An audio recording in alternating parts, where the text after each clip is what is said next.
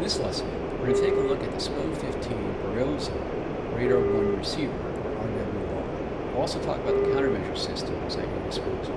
I have the lesson paused while I review the RWR and countermeasure systems. You can press L to turn on cockpit lighting. Press the spacebar when you're ready to continue.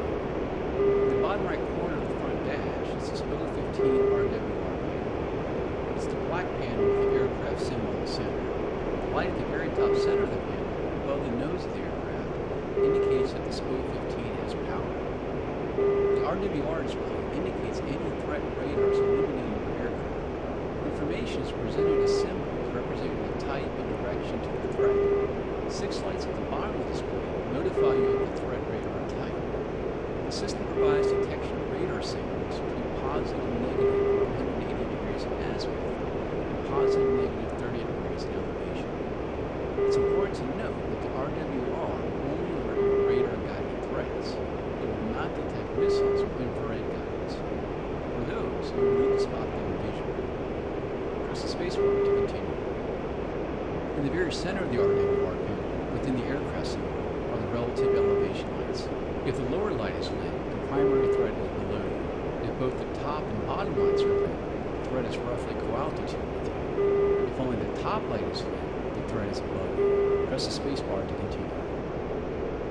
Around about 75% of the aircraft symbol is a ring of lights that indicate the relative detected power of the primary threat radar.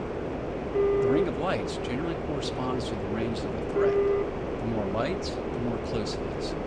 To the right of the aircraft symbol is a single green light. This indicates the relative direction to a detected secondary radar threat.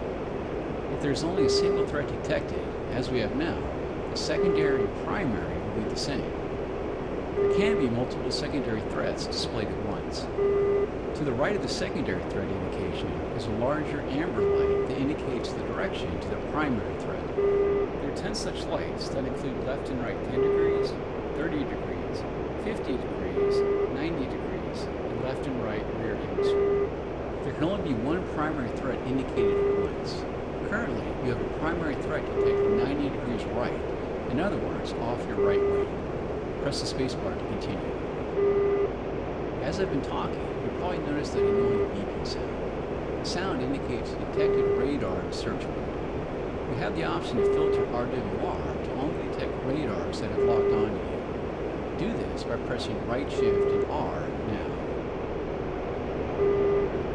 Good. Now let's press right shift and R again to bring us back to non-filter detection. Along the bottom of the RWR panel is a row of 6 lights that indicate the general type of radar that the primary threat belongs to.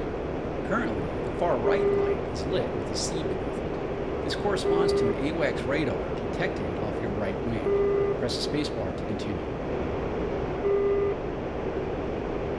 The AWACS will now be replaced by an early warning radar, or EWR. You can see this indicated by the second light from the right with the F being illuminated, and the primary threat light is now in your right rear hemisphere. Press the spacebar to continue. We now see the detection of short-range air defense missile radar. These generally support air defense systems like the Shilka, Su-26, Roland, and SA-8. The third light from the right with the H below is now lit, and the primary threat light indicates the threat is located 50 degrees to the right of your nose. Eventually, the threat SA-8 will lock onto you, and the center aircraft symbol will have a red circle beneath it. This will be in addition to a steady lock tone. Press the spacebar to continue once you've been locked up. Next, we have a medium-range radar. It's indicated by the X light, third from the left. The primary threat has moved between your 30 and 50 degree left lights, meaning the threat is somewhere between 30 and 50 degrees off the left side of your nose. Medium SAMs include the SA-11, SA-6, and IHawk. The lock tone can be a bit too loud at times, so try decreasing its volume by pressing right Alt and Com.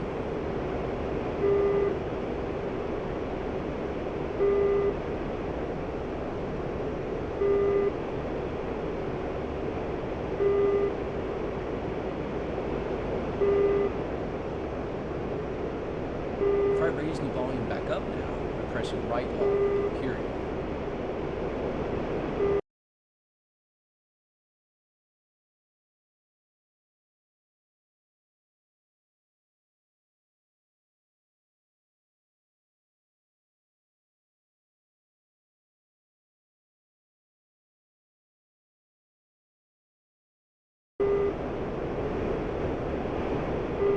next primary detection is for a long-range SAM, like an S-300 or a Patriot.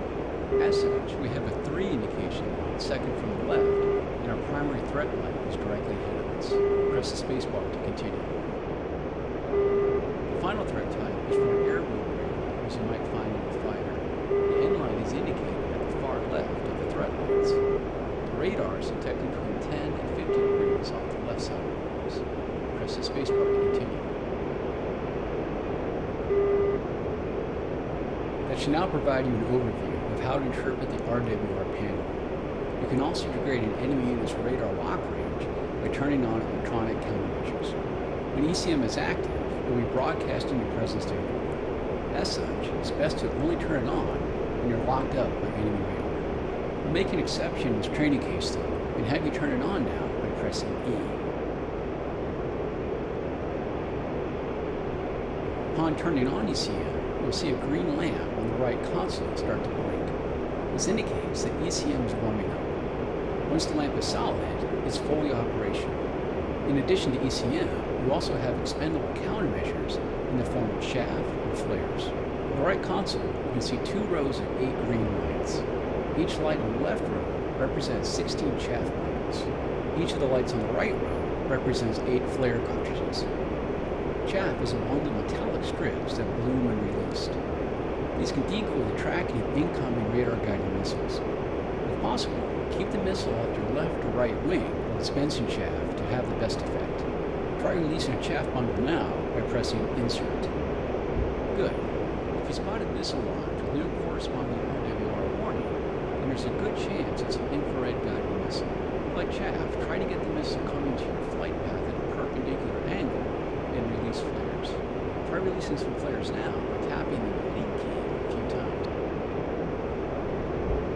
This concludes this training lesson in understanding the SPO-15 RWR and expendable countermeasures.